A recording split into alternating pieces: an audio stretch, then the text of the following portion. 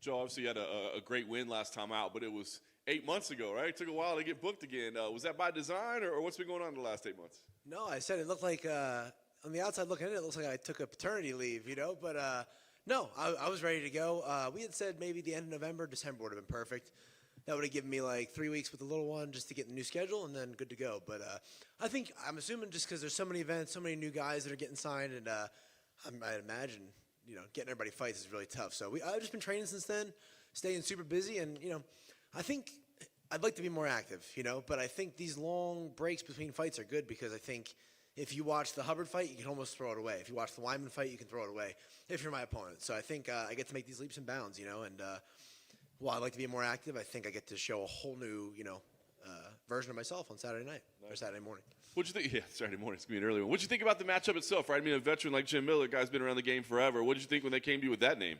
Yeah, I thought it was awesome, Like I said, anytime I get a fight, I'm going to be like, oh, man, that's a tough guy. Because we're in the lightweight division in the UFC. It's going to be a tough fight. So, we had to start getting to work planning for that. But on the other side of things, as far as, like, admiration and stuff, I'm from Jersey. So, I'm a Jim Miller fan. I grew up a Jim Miller fan. So, to be on this, platform, to fight somebody that I look up to so much, I think that really speaks to, how far I've been able to come. So it's pretty cool moment to be going out there, and, it just shows that, I'm on the level of the guys I used to look up to. So pretty big night for me. Yeah, no doubt. I wonder if there's lessons maybe take out of the Matt Wyman fight. You know what I mean? Another guy that was a veteran. I mean, I know Jim's done it more than anybody, but are there lessons of like mentality that you can take out of that to go, okay, I know I'm the newer guy, but I know that I can go with these guys? Yeah, I think so. The way I see it is if I can go out there in my first UFC fight in front of the big crowd for the first time, bright lights, all that hoopla, against a guy with so many fights like Wyman, then, Miller is obviously a big step up from him, but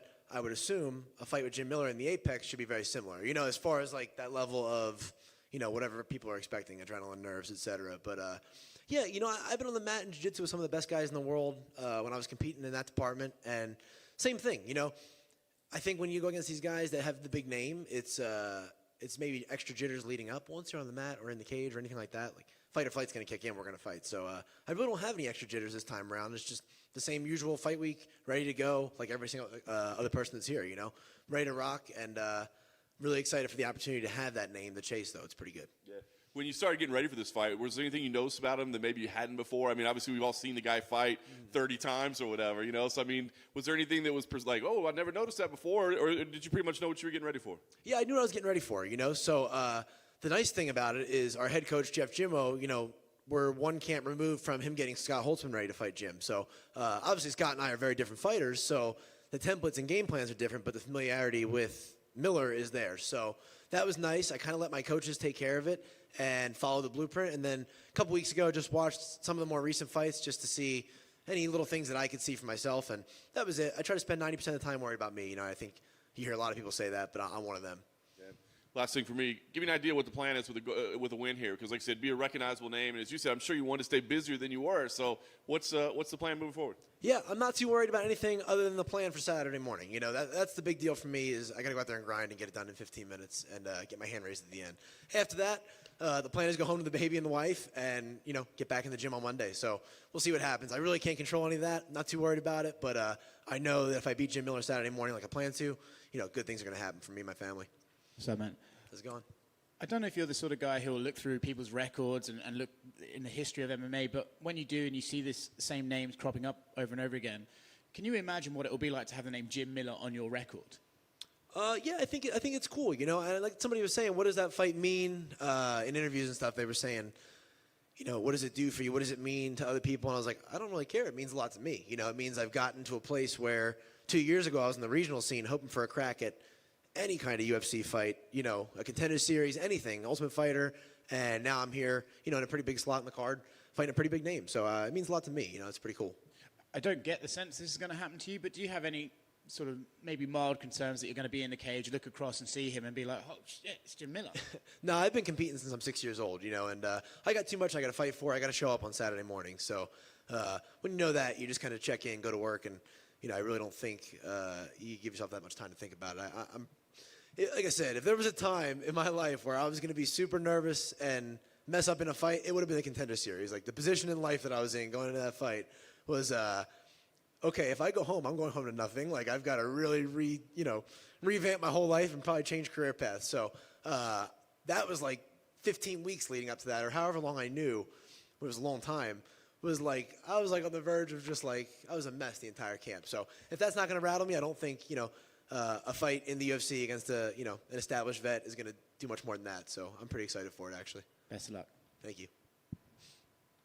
Welcome back, Joe. You guys are both East Coast guys. You're successful in the Apex. Does that give you any kind of advantage that you're coming back home, if you will, to the UFC Apex? I don't think so. I know he's fought in the Apex. I'm not sure if that's one of the ones he won or lost, but I don't look too far into that. I like it. I really do fight for the competition side of it. Having fans in the stadium is awesome. Having fans and viewers is awesome. But like I said, I've been saying it in jiu-jitsu is like if you just went into a room with just your coach and him and his coach and nobody got to know who wins, I'd still do it. I need to know. So don't really care as far as that. So I kind of like the Apex fight. So for me, I enjoy it more or just as much. But I don't know that it's an advantage for either of us. And speaking of advantage, is the timing any beneficial to you, being away enough to recoup, recharge your battery, be with the little one? Yeah, I think so. I think that was huge. I'm a new father, so that was really fun. I didn't miss a day of training. I missed one day of training. So when we were actually on lockdown in the hospital, and then I got right back to it the next day. So nothing really changed, but it was nice to get in that routine, get established, and spend some time with my daughter without thinking, training every day, the same schedule, but not thinking about some guy that wants to beat me up in 6 weeks. So that was kind of nice. And then the fight came at the perfect time. But more so than that, I think it's just more time to grow between fights. I'm young in my career. I'm just young, So, gosh, in these time between fights, I feel like I come back almost a different person, like even in life, So I try, like I say, training camp is my vessel to grow, physically for fighting, mentally as just a human being, like a father and a husband, and then spiritually, I'm a Christian, and my faith's very important to me. So if I can make those leaps going into every single camp, I have 8 months to work on myself as a person and a fighter. I'm going to be a better product Saturday night. And the whole mission is just to show it. But I know that me walking in Saturday is a lot better than me walking in against Hubbard just in every area of life. So I like those layoffs for that reason. But obviously I love to compete. So every 3 or 4 months would be nice.